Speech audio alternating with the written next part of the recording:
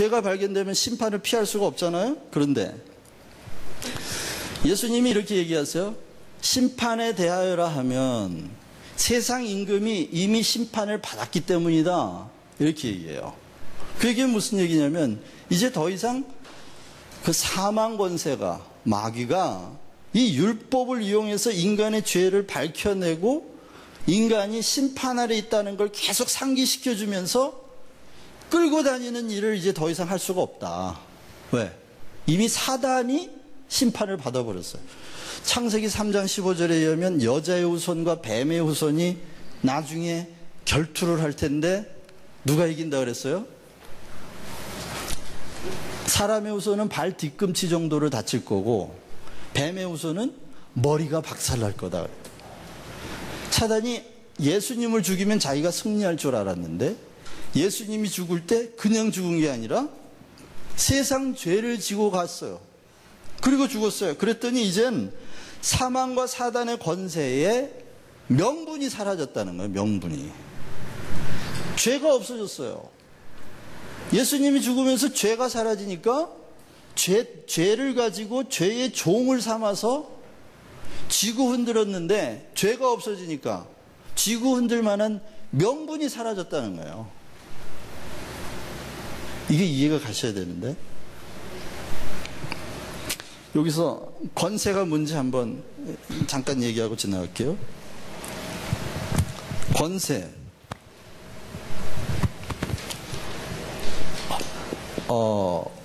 뭐라 그러더라?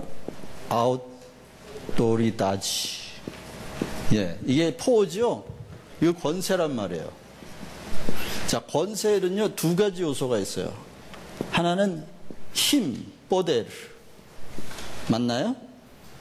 포데르 맞아요? 파워. 영어로는. 또 하나는 명분이에요. 이거는 이유라고도 할 수 있죠? 하정.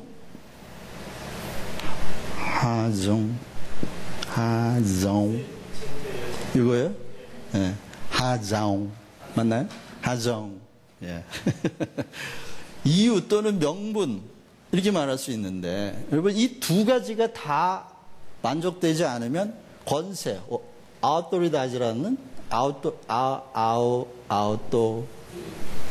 리. 라지는 세워지지. 이게 R이에요? No? R. 예. 오브리가도. 이 아우토리다지는 세워지지 않아요. 그런데 힘은 있지만 명분이 없다든지, 명분은 있는데 힘이 없다든지, 그러면 그 리더십이라고 해도 괜찮아. 뭐 지도력이라고 해도 괜찮아요. 예를 들면 이 사람이 힘은 있는데 맨날 거짓말만 해. 따라갈 사람이 있나요? 예, 명분. 이게 얼마나 중요한지 몰라요. 그럼 사단의 권세는요. 사단의 힘이 우리보다 세요, 안 세요? 세죠? 사단이 우리를 끌고 다니는 명분이 뭐였냐? 그게 죄였어요, 죄. 죄 때문에 사단의 권세 밑에 있었거든요. 근데 본래 하나님이 천사들을 만드실 때에는 섬기는, 부리는 종으로 만들었어요. 다시 말하면 존재적인 권세는 원래 사람이 더 높은 거예요? 아니면 사단이 더 높은 거예요? 사람이 훨씬 높은 권세를 가지고 있었어요. 하나님의 형상으로 지음받았잖아요. 그런데 죄를 지으면서 이 힘과 명분을 다 잃어버리는 거예요. 그래서 사단이 이 힘과 명분을 차지하면서 위치가 바뀌었어요. 원래는 사람, 그리고 천사, 타락한 천사죠? 마귀예요. 이렇게 됐었는데 이게 바뀌어버린 거예요.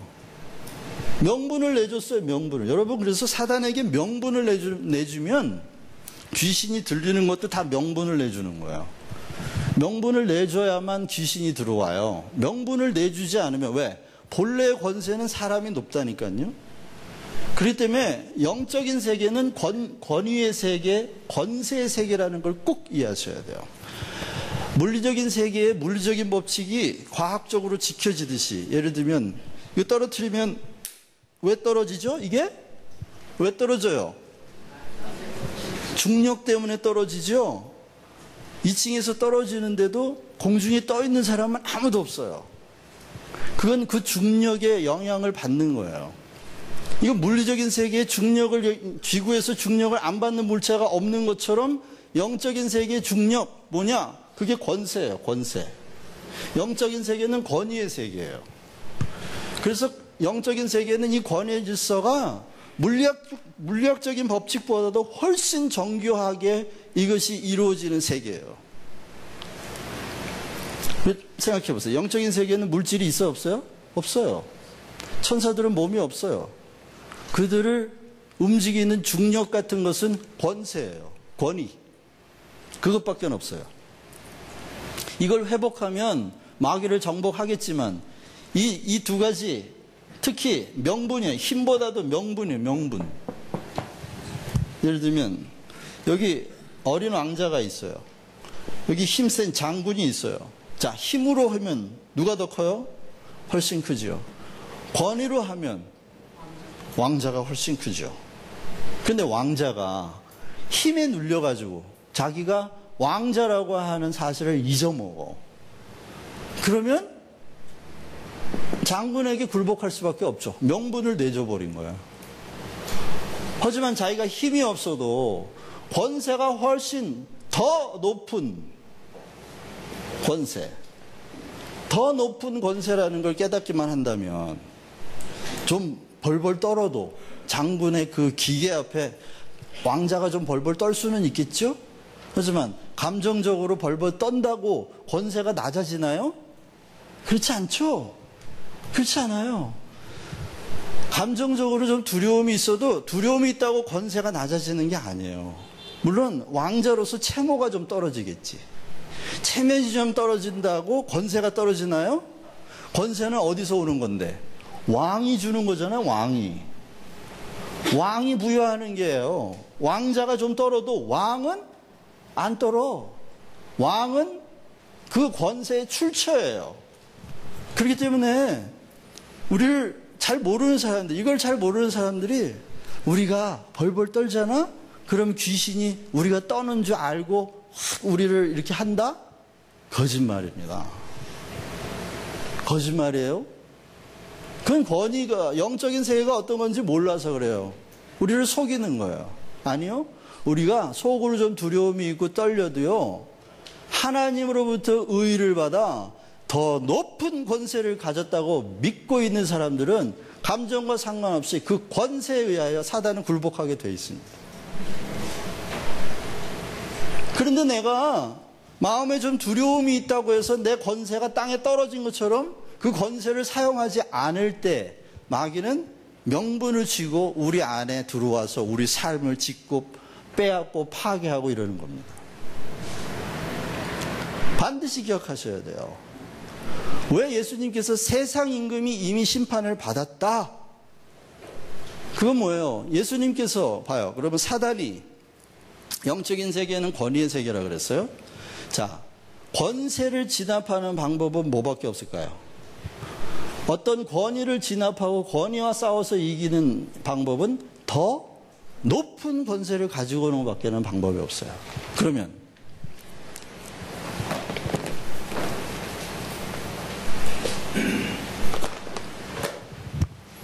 자, 여기 권세가 있어요. 권세에서 힘이 나오는 거예요, 사실은. 왕자가 자기의 권세를 안다면 장군의 힘을 이용할 수 있죠? 그렇죠? 힘은 어디서 나와요? 권세에서 나오는 거예요. 그럼 권세는 어디서 나오는 걸까요? 권세는 어디서? 그렇죠. 포지션에서 나오는 거예요. 어디에 앉아 있냐? 내 자리가 어디냐? 높은 자리에 있으면 권세가 높을 것이고 낮은 자리에 있으면 권세가 낮을 겁니다. 자, 그러면 여러분의 자리가 어디예요?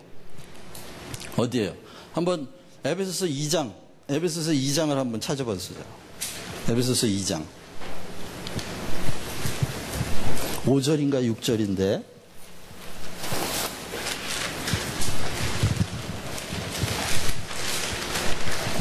우리의 자리가 어딘지. 찾으신 분 한번 읽어봐 주세요.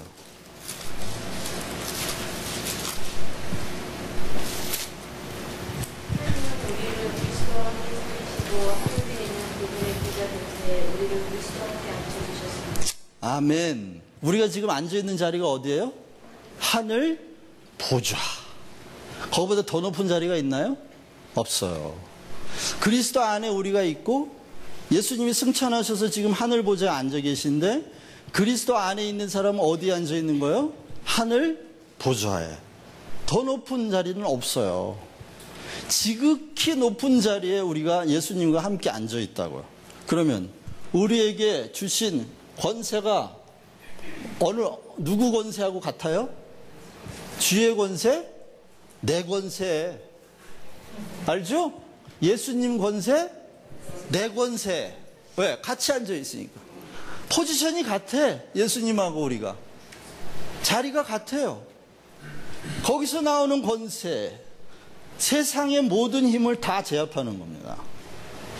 그 권세가. 여러분, 그러니까 예수님께서 왜 자기의 이름을 주고 가셨는지 아시겠어요? 그 이름의 의미가 뭔데? 그 권세자의 이름이에요. 괜히 주고 가신 게 아니에요. 심심해서 주고 가신 게 아니라고.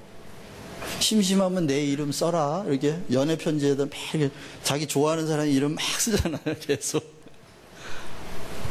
그러라고 준 게 아니라 거기에는 포지션이 상징적이고 권세가 들어있고 거기에 뽀데르, 파워가 들어있다는 거예요. 그래서 예수님이 뭐라 그래? 너희가 지금까지는 내 이름으로 기도하지 않았으나 이제는 내 이름으로 기도하라. 그러면 내 이름으로 하는 기도는 아버지께서 무엇이든지 내가 다 시행하리라. 그 이름, 그 이름의 의미를 조금 이따 할 거예요. 힘과 명분인데 그 명분을 특히 잃어버리면 안 됩니다, 여러분.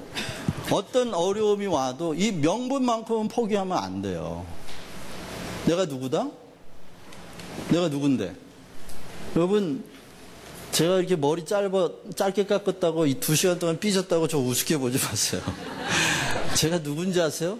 이래봬도 제가요, 하나님의 자녀예요. 별로 감동을 안 하시네? 자, 제가 이래봬도요, 하나님의 자녀라고요. 그래도 감동을 안 하시네?